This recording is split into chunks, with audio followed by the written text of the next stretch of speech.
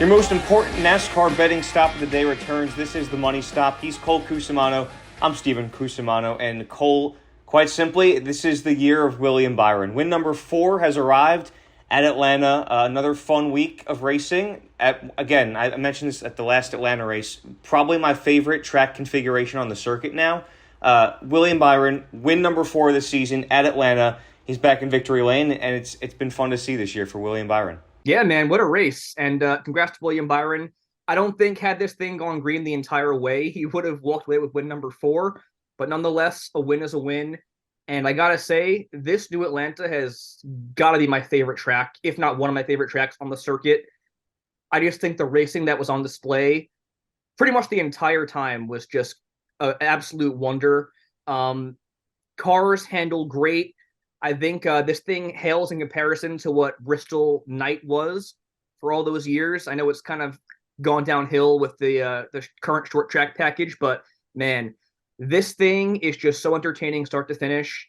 How quickly everything happens is really incredible, and just the fact that these drivers have control in the super speedway style racing really says a lot about NASCAR and what they were able to do for this package. And I really think they have this mile and a half program figured out. I wouldn't go as far as saying this was the best race of the season, only because it was shortened due to rain.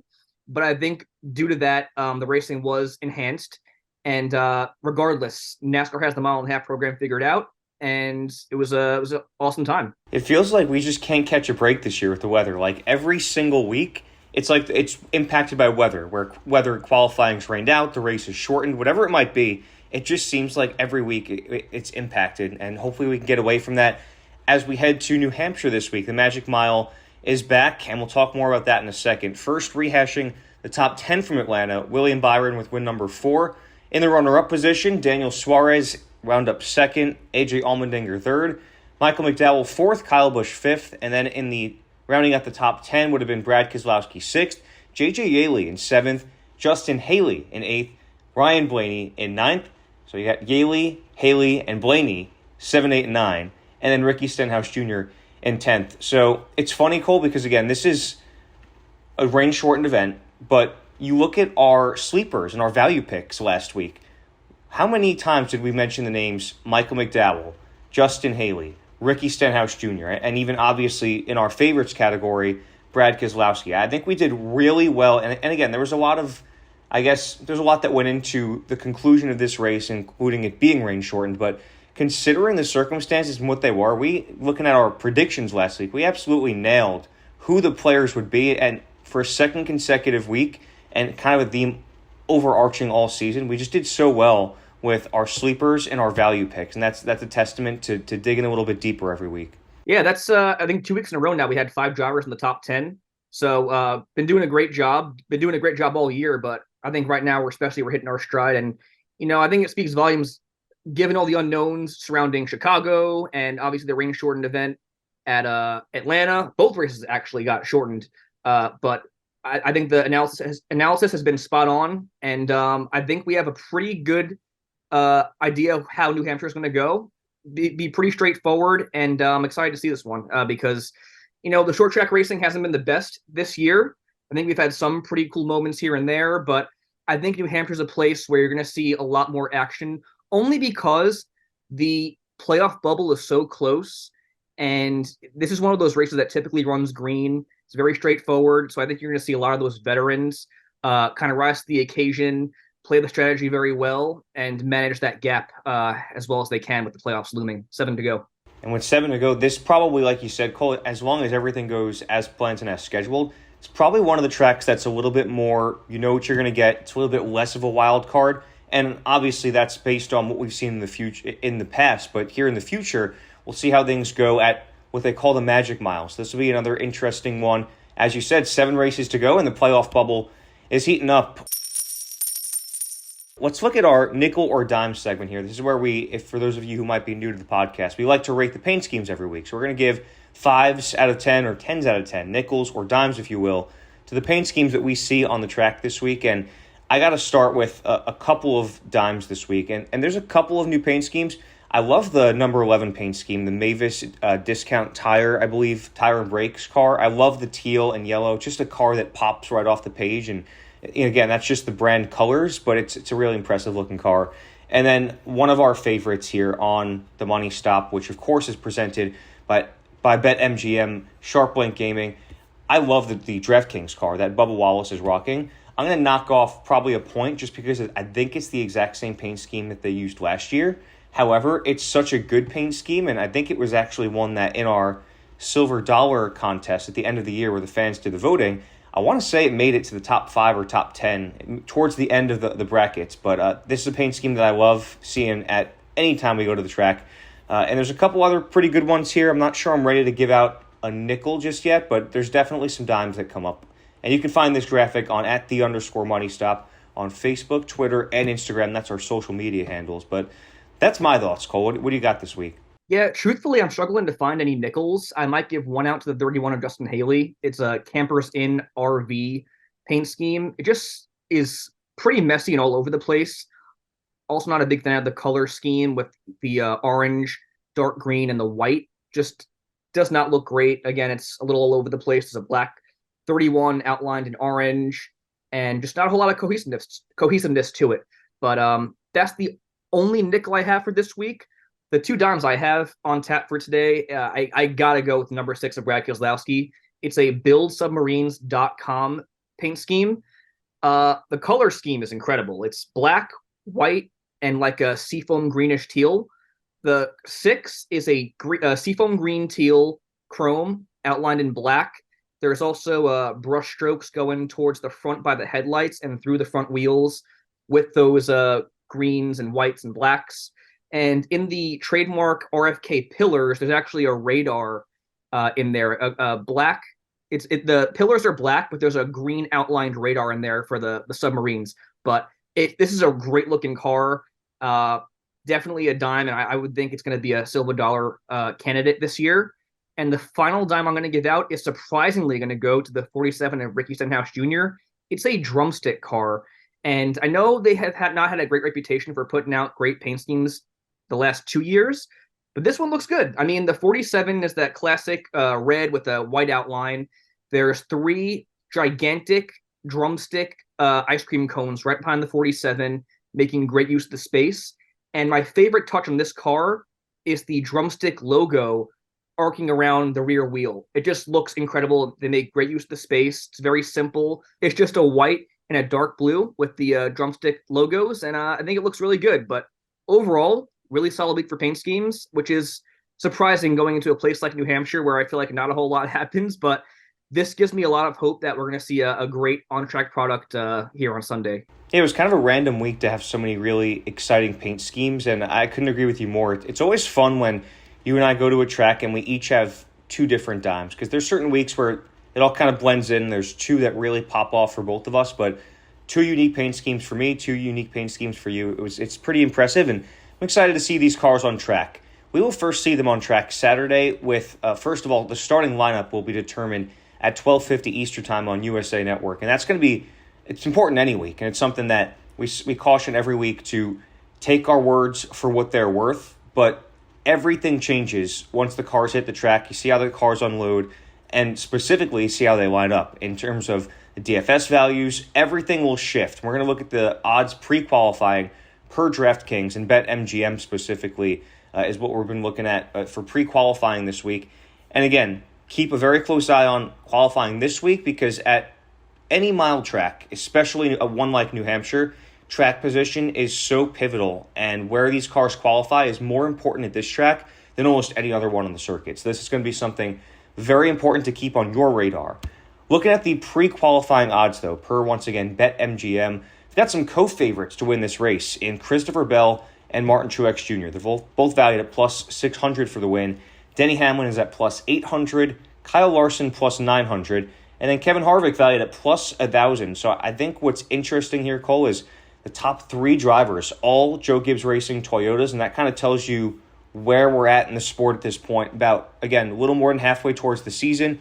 We've seen a few races with this mile flat track kind of package, and Vegas believes that this is going to be a Joe Gibbs playground, as we've seen time and time again. And I'm looking at Martin Truex Jr. there at the top, co-favorites with Christopher Bell. It seems like a really great opportunity for C-Bell this week, but I just look at what Truex has done and showing my cards a little bit early here. It seems like a really good week after Byron's fourth win last week. It seems like a really good week for Truex to pad the stat sheet and try to go toe-to-toe with him. Right, and whereas we saw Ford and Chevy dominate the odds for Atlanta, Vegas is heavily favoring the JGR Toyotas over everybody else, and I would say this is definitely a fair top 5 based off what we've seen at Loudon last year and the short tracks in 2023. When I'm talking race winner bets, I'm pretty much only looking at Bell and Truex. I do think that Larson, Byron, and Harvick have been phenomenal on the short tracks this year. Toyotas recently have had the upswing, so it's a little bit more difficult to forecast, especially because those two more recent tracks don't really profile like New Hampshire. This one typically profiles like a Phoenix and a Richmond. The two most recent ones were Dover and Martinsville. So that's, it is what it is. But I mentioned it before. I look at this as a very straightforward race and one that the guys with one win like Denny Hamlin, Christopher Bell, and Joey Logano can use to really build some momentum on. And same for guys without a win like Kevin Harvick and Brad Keselowski. Given how their season's gone so far and how they've done historically at Loudon, I look for those guys on the playoff bubble to also use this as a good opportunity to really capitalize and make a run at it. But I also wanted to say, speaking on the Toyotas and their dominance going into this race, I fully expect that to be what we see, but don't sleep on the Fords and specifically SHR, because they've definitely been overshadowed by Gibbs the last couple of years at New Hampshire, but it's mainly been those two up front the entire time. Case in point, Amarola winning 2 years ago and Bell winning last year.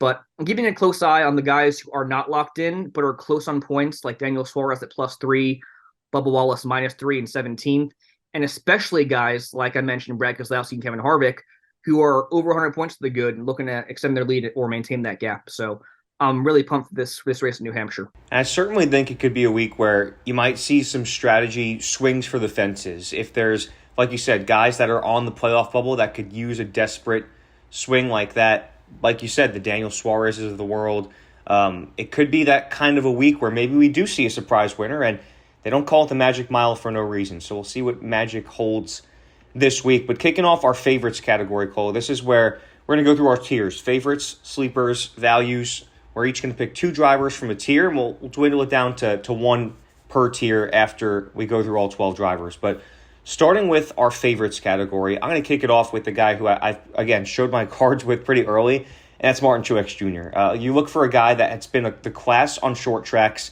in the next-gen car era, and look no further than Truex. And really surprisingly, doesn't have a win yet in his career at New Hampshire, but that makes me think it even more so could be his time this week. He's got 10 starts there, and he's had top 10s in 8 of them. So that tells you a lot of what you need to know. He's led over 900 laps and an average finish of 11.7.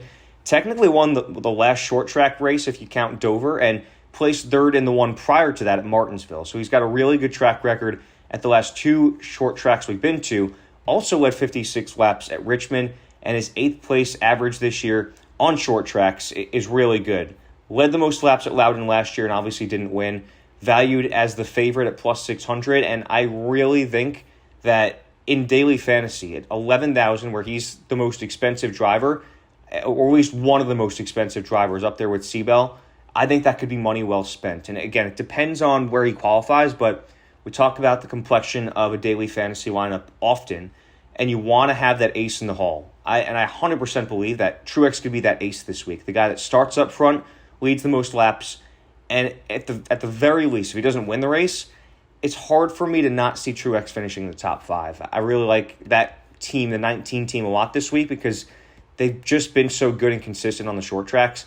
And in that same vein, keeping it in the favorites category, I also love Kyle Larson. I mean, if you're going to go against the grain, you don't think Toyota's going to win this race, you're even going against the Fords, you're looking for a Chevy, look no further than Kyle Larson, who leads the bow ties here. Both wins this year, believe it or not, have come on short tracks in Martinsville and Richmond, the latter of which is a very similar track to New Hampshire. And then obviously the top 5 as well at Phoenix. He did finish 32nd at Dover, but had a really fast car, and it was one of those where he got taken out by Ross Chastain, so there's not really much you could do about that. You can kind of chalk it off the stat sheet overall. But he's led 324 short track laps this year. And even with that 30-second average finish, he's got an average finish inside the top 10 at short tracks this year. And I think that tells you everything you need to know about the short track dominance of Kyle Larson. It's not something that I necessarily expected coming into this season. Not that I didn't expect it, but it's just not something that, in talking about the two most dominant guys on short tracks this year, I don't know if I necessarily would have pegged Kyle Larson as that coming into 2023. But he had a 4-race top 10 streak, snapped at Atlanta, which was obviously rain-shortened, super speedway event, very difficult day to kind of continue that streak. But he's also had a mixed bag of results at New Hampshire in 2 Hendrick Motorsports starts there. He's finished 7th and 14th. Does have 3 runner-up finishes at this track, though, so he can definitely get around the Magic Mile. And I think when you couple his experience here previously, and even more so, I take a lot of stock in his prowess with the next-gen car at short tracks.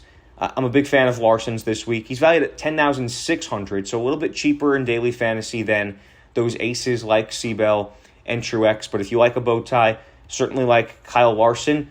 And again, he's valued at the 4th highest odds to win, plus 900. So that could be a decent value for a guy that, has really got a knack for winning races. And, he wants to start padding the stat sheet too and trying to get some more bonus points entering the playoffs. So this could be a really good opportunity for the 5 team as well as the 19 team. Those are easily my 2 favorites this week.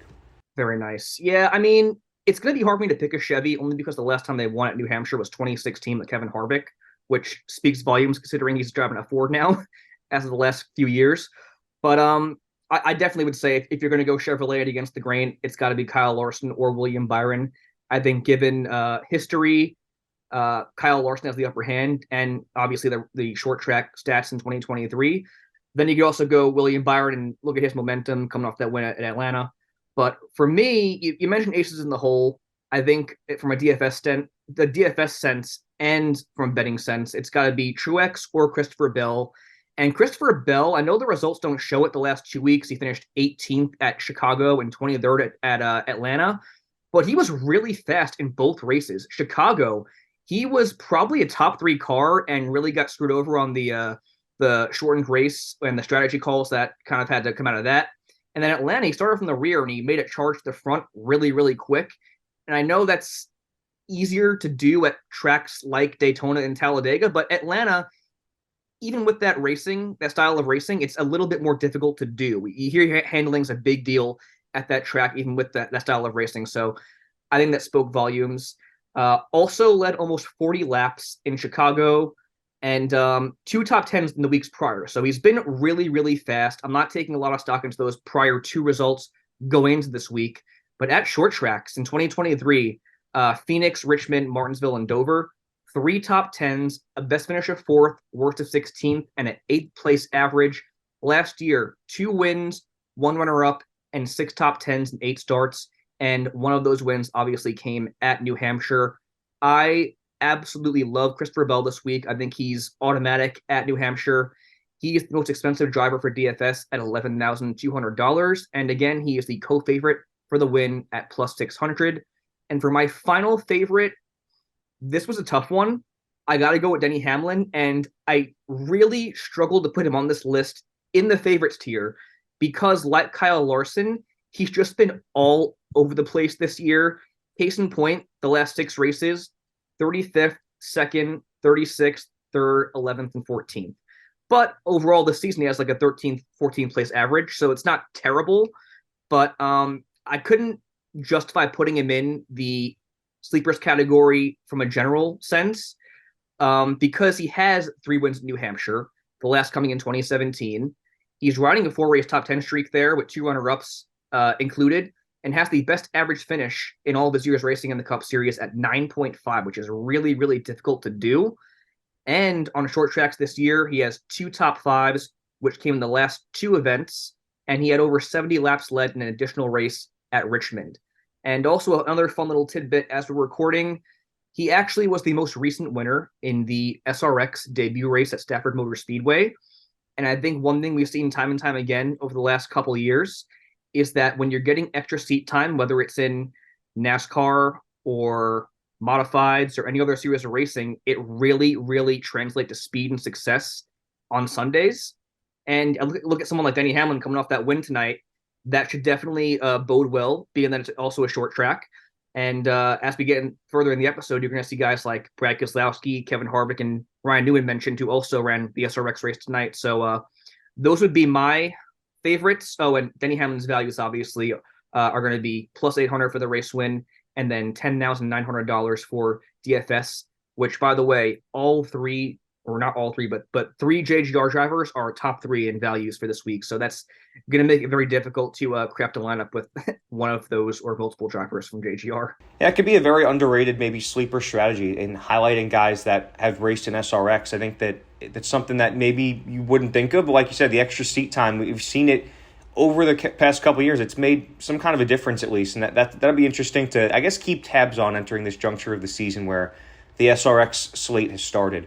Shifting gears, though, Cole, after our favorites, I think I really like those four in Truex, Larson, Bell, and Hamlin in the favorites category. We'll talk more about them later, but shifting to sleepers now, I'm going to highlight a couple of former champions and a couple of guys that have a pair of wins apiece at New Hampshire. So these are kind of underrated picks in that sense because that sounds really attractive there. They both got a couple wins here. They're both champions, but they have had a mixed bag of results at short tracks and mile speedways this season. So proceed with caution maybe, but these are a couple of guys that I feel pretty good about as sleepers for the win. And I'm going to start with Brad Keselowski. Again, 2 wins at New Hampshire, the last one coming in 2020, and he's riding a 4-race top 10 streak with almost 250 laps led in that time at the Magic Mile. This is one of those things, Cole, and I said it to you as you were making the outline.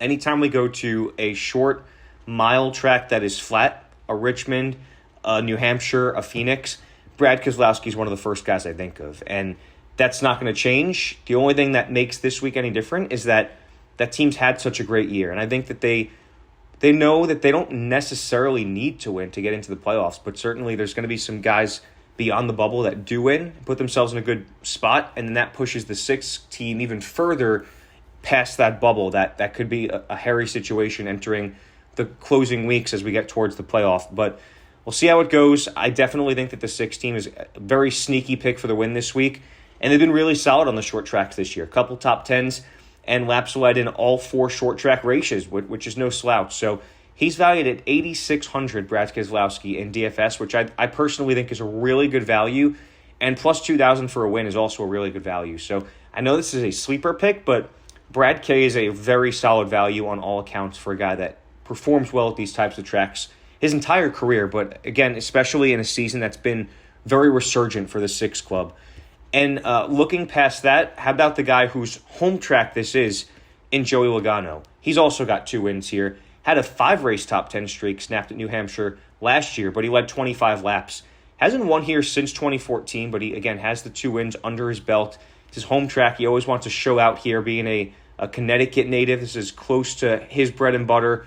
And at short tracks this year, he's got a couple top 10s, including a runner-up finish. And even considering a race where he crashed at Dover and an 11th place finish at Phoenix, he still gets an average finish of 12.8 entering this week at New Hampshire. So another sneaky pick. I think there's a lot of people who don't have their eyes on Joey Logano, but it always seems like that 22 team seems to steal the show when they don't have many people with their sights set on them. And it just kind of feels like a Joey Logano week. It just kind of has the makings of one of those. He's valued at 9,200 in daily fantasy and plus 1,700 for the win. It's been a little bit of an inconsistent season, but I just think you look at a guy that has performed here in the past. It's a home track, one that you look at the next 7 races, and a guy that wants to continue, again, piling up the playoff points. This could be a really good opportunity for the 22 team. So looking at him, looking at Brad, I'm a big fan of those 2 veterans, as seeing them and both having an outside chance at maybe looking for the win this week. Yeah, I like both Brad and Joey a lot this week. They are both drivers who definitely I think of when we go to short, flat tracks like Richmond and Phoenix. I think it speaks volumes about Brad that he's riding a 4-race top 10 streak there, even with how poorly that team performed in 2022. And then Joey Logano has just been pretty much lurking around the last month and a half, stringing together quality finishes after a pretty slow start, an inconsistent start. And I think he's definitely peaking into form here. Should start heating up in these summer months. But my 2 sleepers, I'm going to use one very loosely. He's the one that I would have swapped with Denny Hamlin. but it's going to be Kyle Busch. And you'll understand my logic when I go through it here, but he's riding 3 straight finishes at 12th or worse at New Hampshire. That's why I put him in this category as opposed to the favorites. Also a 16th place average on short tracks this season, but he is riding a 7-race top 10 streak in 2023 currently, which includes a win, a runner-up, and currently back-to-back top 5. So if you don't want to call him a sleeper, I understand, but at the same token, he just has not been great at New Hampshire as far as sealing the deal and getting a good quality finish. But in total at New Hampshire, he does have 3 wins, the last coming in 2017, over 1,100 laps led. And his values for this week are pretty steep, $10,400 for DFS. And then for the race winner, it is 1,100 plus 1,100. I would definitely be more inclined to pick Denny Hamlin over Kyle Busch this week if I were to pick him for race winner and DFS, but I would probably try and stray away from either of those and go for Truex or Bell in his place. But my final sleeper is one that I'm very high on, and that's going to be Kevin Harvick. And he's had a bit of a backslide since being one of the more consistent Fords in the first half of the season. 3 straight finishes, 24th or worse, but the speed's definitely there. Ford's looking a lot stronger as of late, coming off their fastest week of the season at Atlanta. But as far as Loudon is concerned, I mentioned it, he was the last Chevrolet to win there all the way back in 2016. 2 wins since then, which came back-to-back in 2018 and 2019. And 4 total wins there, which is the most among active drivers. And he's currently riding a 5-race top 6 streak there, which began back with those wins in 2018. Expanded further upon that, he has 10 top 6 finishes in the last 12 races going back to 2014. 8 years. It's a pretty long gap. And then as far as 2023 is concerned, 2 short track top 5s, both of which came at Phoenix and Richmond, which profile to New Hampshire a lot. And his values are really great. $9,600 for DFS and plus 1,000 for race winner. I love both those. I will be taking a hard look at that race winner bet prop, and I will be sure to likely insert him into our lineup. That's a given, I think. Couldn't agree more. I love the idea of a Kevin Harvick win this week. It's the Magic Mile, and for a guy that's riding off into the sunset in his last year, it definitely has the makings of what could be a predictable final win for Kevin Harvick potentially. And we'll see. There's a half season of racing basically to go, but the stars kind of feel like they're aligning this week. I feel like we've said this a few different weeks about Kevin Harvick, but you just said it all right there. I don't need anything else to say about Kevin Harvick. I feel really good about him this week too, both as a gut check and for the reasons that you mentioned yourself. So that's a really well-rounded out sleepers category from Kyle Busch, Kevin Harvick, to Brad Keselowski and Joey Logano. Those are all former champions of the sport. And we've had a really good, track record recently of the sleepers and our value picks. And you mentioned it, back-to-back weeks where out of our driver tiers, we've had 5 of the top 10, which is so hard to do. That's especially with how much of a wild card tracks like Atlanta are and the Chicago street course. Pretty impressive stuff. I got to pat ourselves on the back for that. We've made a lot of money in the sleepers category and in the value picks category, which is what we're going to get to now. I'm going to kick off these values, Cole, by going with a little bit of a curveball here because it's a guy that's only making his second start in the next-gen car. So I'm just going to lead off by saying proceed with caution, but how about the Rocket Man, Wyatt Newman? I mean, you mentioned the extra street time in SRX this week. Obviously a completely different track, but this is, in Ryan Newman's Cup career, his best track. He's a guy that has always thrived on the mile tracks. He's racing in the Wickware Racing car this week, which is coming off its second top 10 of the season. And kudos to them. It's been a really, for their circumstances, a good season for Wickware Racing. So they've done a really nice job putting some creative drivers in the cockpit. And I'm excited to see what Ryan Newman can do this week. He had some trouble the last time he started earlier this season. But I think that this is a situation where he's set up for success. Again, a car that, as recently as last week, a team that's proven capable of placing in the top 10, as they did at Atlanta. And now you go to his best track, Newman in his career at New Hampshire, 7 poles, 3 wins, and 20 top 10s. That's pretty appalling. And again, he's finished, it's his second start in the next-gen car. He started 26th, then finished 28th at Darlington. So I mentioned the struggles there. That obviously is not an easy track to return to racing to for Ryan Newman, who retired officially last year, or whatever it was, last year, the year before. But regardless, not an easy track to come back. This is a position where he's definitely set up for success, going to a track that's always been his bread and butter. And again, I'm not looking for him to go out there and win the race. This is our value picks category, and specifically in DFS, he valued at 5,200. That is a really good value, and on a week where Vegas is being very stingy with the odds. We talked about it a little bit in the beginning, but there's not going to be a ton to work with budget-wise in daily fantasy this week. And even in the race winner odds, it's very cut and dry who Vegas thinks is going to win this race. And there's not a lot of flexible options. And Ryan Newman's at least one of them. So as far as a value pick goes, I think Ryan Newman's a very good one. Again, you're lucky if he finishes in the top 10, but at that value, 5,200 in daily fantasy, that's specifically what we're looking at here. And that could be a day where he's set up for success.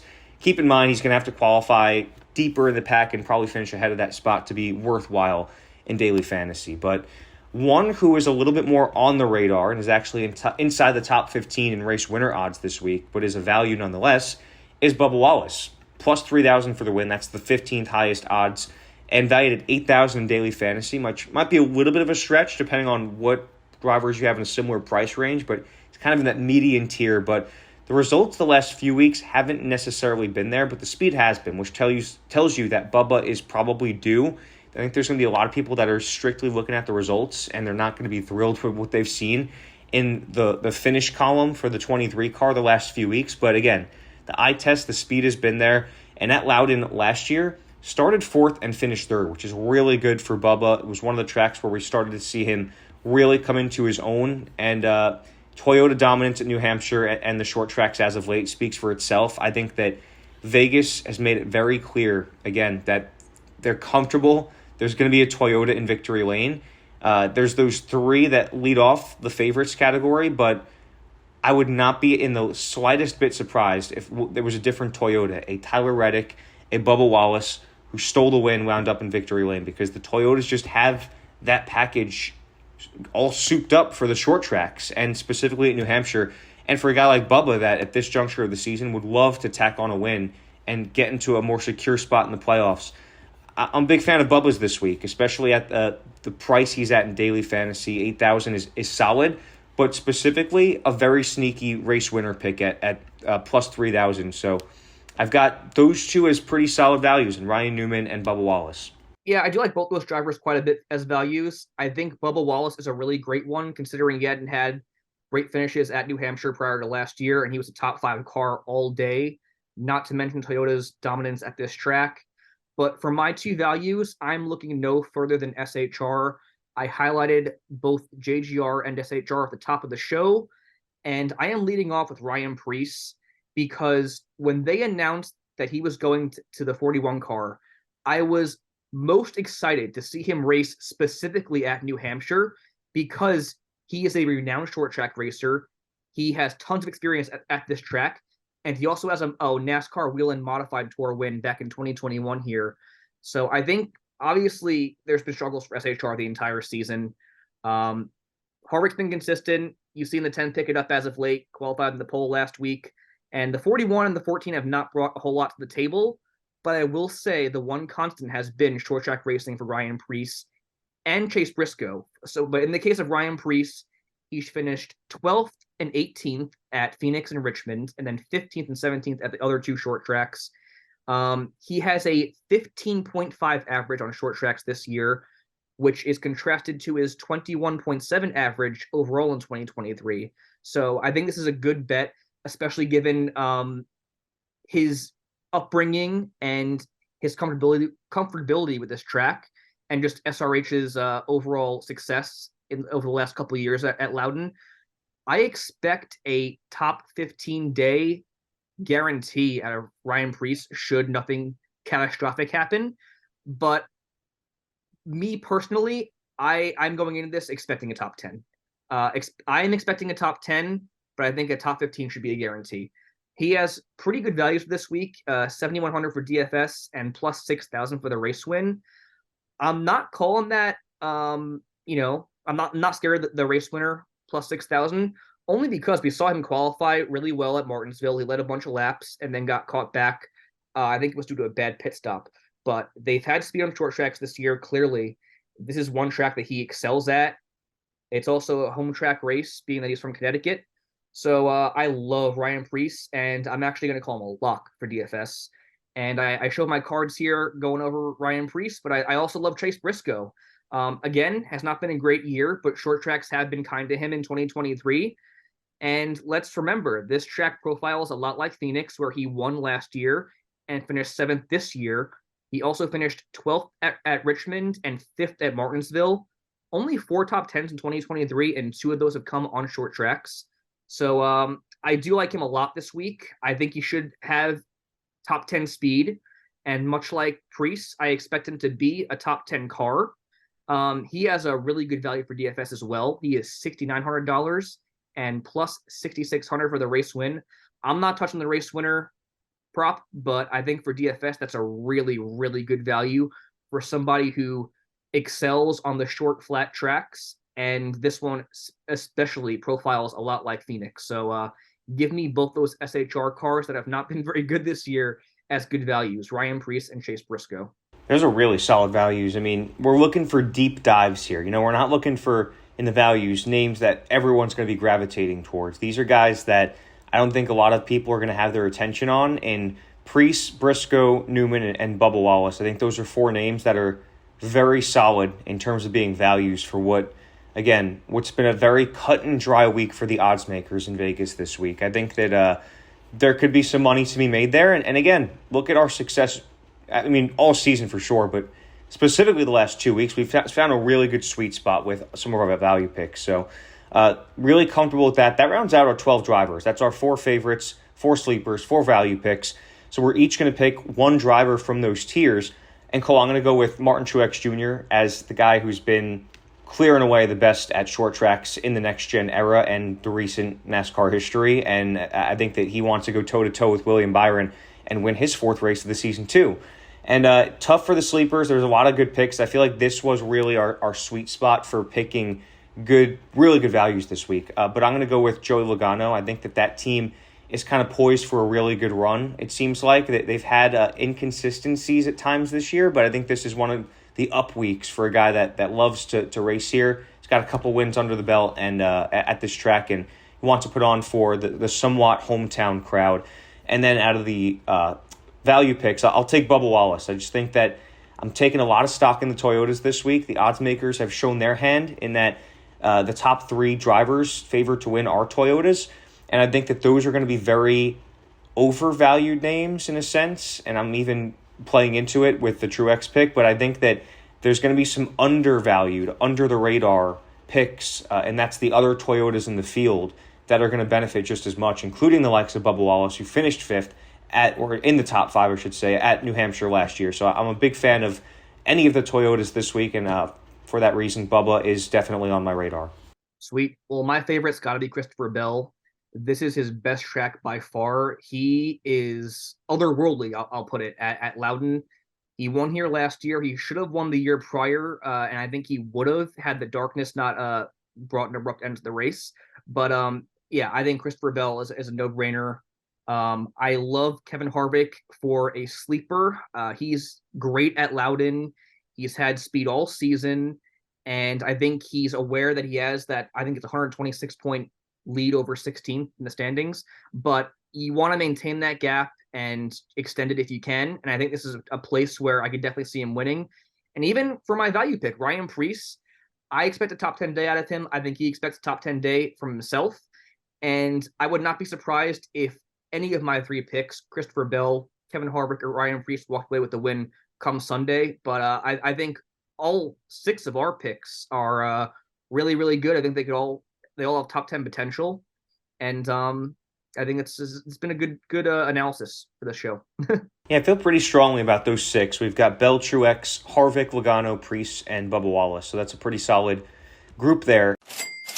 And I have mentioned several times during the episode that Vegas has had very stingy odds this week, in the sense that it is one of the tracks that tends to be a little bit less of a wild card sometimes. So as we look at our big money bets, Cole, I will be upfront and say that there's not a ton for me this week, and I don't think that we should feel obligated to name a lot every week, because these are big money bets for a reason. We call these our favorite prop bets that we're really confident in. And I can honestly say there's not a ton I'm super confident in, but, there's certainly ones like, if you look at the top 5 odds, like, I think we can both agree that a guy like Martin Truex Jr. is going to finish top 5. Well, he's minus 300 this week, to put in perspective how stingy the odds are. Same respect for a guy like Christopher Bell at minus 275 to be in the top 10. Like, it's something we both think is going to happen, but I don't think the value is worth the risk to be a big money bet. So I'm looking at a sweet spot that's toward, I guess, our sleepers category, and the guys like Joey Logano and Brad Keselowski, who were my 2 sleepers. To finish in the top 5, you've got Joey Logano at plus 260 to be in the top 5, and then for Brad Keselowski, plus 300 in the top 5. So I think those are very solid big money bets. And to the same token for Brad, minus 110 to be in the top 10 for a guy that's done it so many times at the short tracks and at Loudon specifically.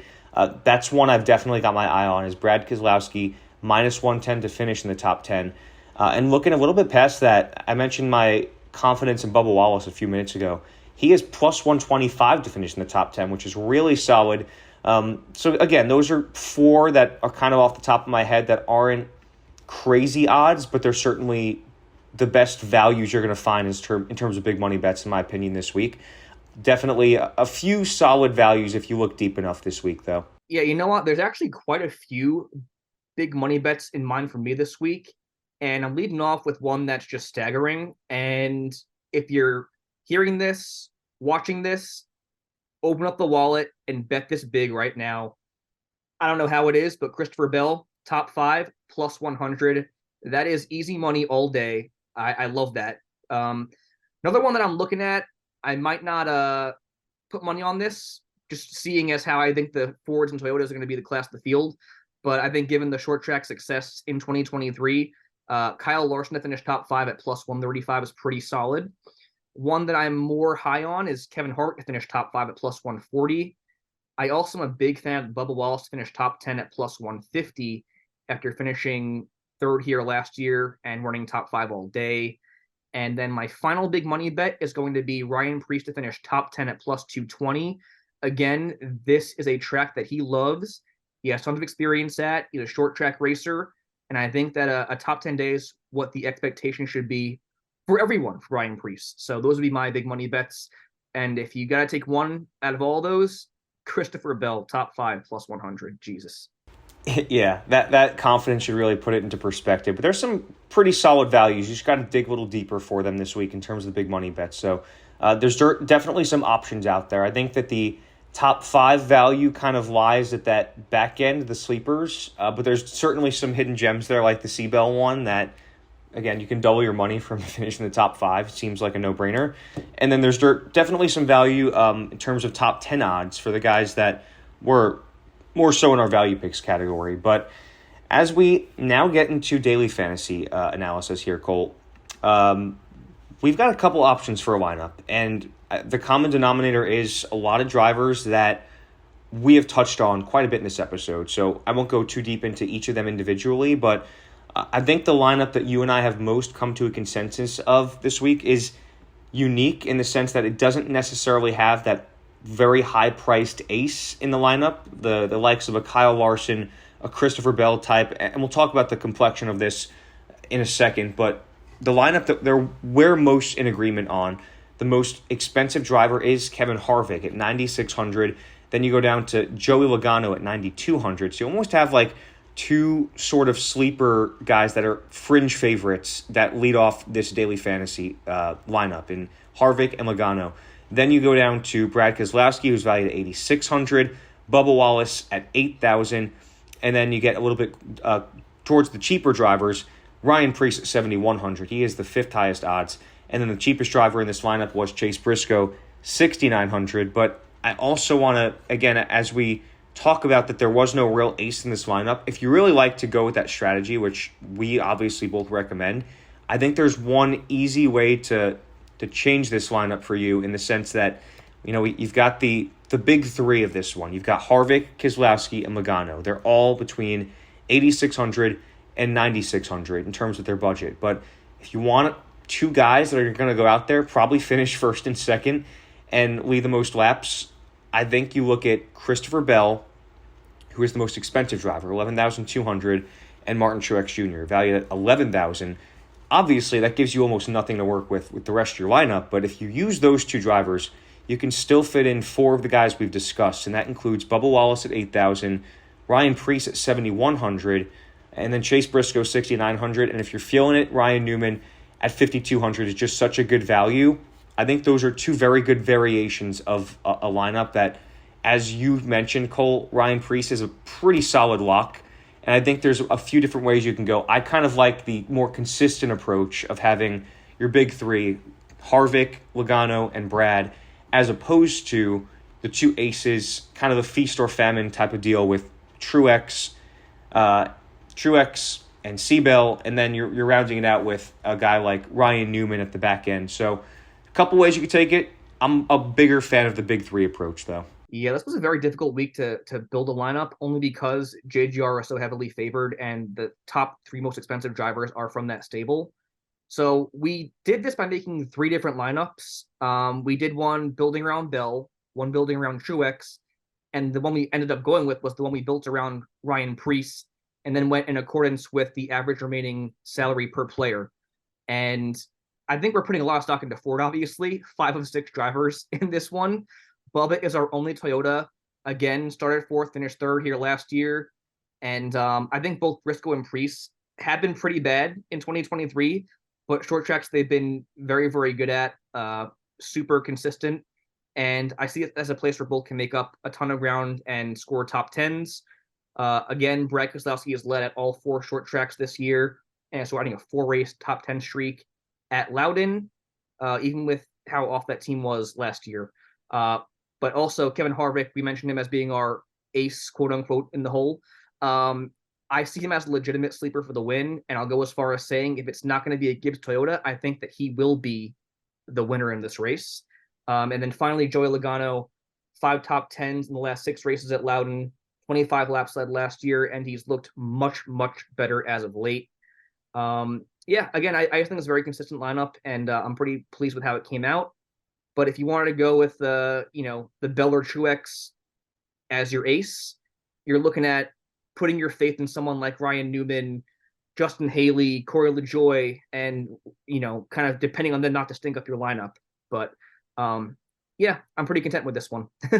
Yeah, I would say I'm not maybe as confident as other weeks, but I feel really good about it. I don't think that should deter my confidence in this lineup. So feeling good about that, but let's dig into it and start dropping the jack here. Let's get our race winner picks.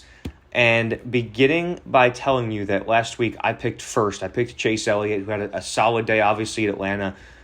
So you get to pick first this week, Cole. So I have a feeling I know which direction you're going to take this, but why don't you just take it away? Yeah, this is a very easy one. I think Christopher Bell is the odds-on favorite for me. He's the co-favorite with Martin Truex Jr., but I think he's just way too good at this track. And the fact that he only has 1 win this year, and he is a favorite, speaks volumes about how good he is at New Hampshire. Again, he could easily have 2 straight wins here. And I think, to put it simply, in my opinion, he is the best driver on short tracks with this next-gen car, factoring in last year and this year. So he's my favorite for the win by far. Yeah, definitely a big fan of that pick. Obviously, co-favorites with Truex. It's hard to not see one of those two come away with the checkered flag. And you mentioned he's the best driver at short tracks. And I want to also just touch on the fact that there was a point earlier this year, early in the season, where we kind of looked at Seabell as a co-favorite for the championship with William Byron, the way they were looking early in the season. And it's a little bit of an upset that he only has 1 win this year. So I think it's definitely a good week to see that team back in victory lane. I'm going to go with the other co-favorite, Martin Truex Jr. I think he's going to take it away this week. There's a lot of different ways I kind of felt like taking this. I'm a big fan of Kevin Harvick this week. I really like Joey Logano, but I got to pick a Gibbs Toyota. I just think that they're so strong here. And I see Truex in victory lane by the time it's all said and done. So I'm going to have first pick at a sleeper, and I'm going to take the low-hanging fruit. You have sold me 1,000% on Ryan Preece. Just such a great track record at this track, pun intended. And big fan of his this week. I think it's going to be a very solid week for Ryan Preece, who's my sleeper. Perfect, yeah. And I'm going to go with the other SHR Ford I mentioned in the value picks category. I like Chase Briscoe a lot this week. I think in all 3 of the lineups that we made and toyed around with, he was in all 3 of them. And I think he's someone that a lot of people aren't talking about just because this season's been so abysmal for him. But I mentioned it. He's got 4 top 10s. Half those have come on short tracks. His only career win in the Cup Series has come at Phoenix, which is a track very similar to New Hampshire. And I just think he's going to surprise a lot of people this weekend and walk away with a top 10 day. Very solid stuff. I'm excited to see how it plays out, especially considering our run of success this season and past couple of weeks specifically. Excited to see how these picks pan out, and you can follow along with us too on social media at @the_money_stop. If you have been following along all season, you've probably made some pretty good coin this year, so we hope to continue spreading the love with you. But thank you all so much for tuning in. We're going to drop the jack on your most important NASCAR betting stop of the day, the Money Stop, with the Cusumano brothers. He's Cole. I'm Steven. And again, once again, at @the_money_stop on social media. Very important stuff happening on all accounts. You can get the abbreviated forms of some of this advice and some visuals of it as well. So we'll see you at the Magic Mile, and hopefully good things to come. But we hope you're making some pretty good money, and we will drop the jack, and we will talk to you next week.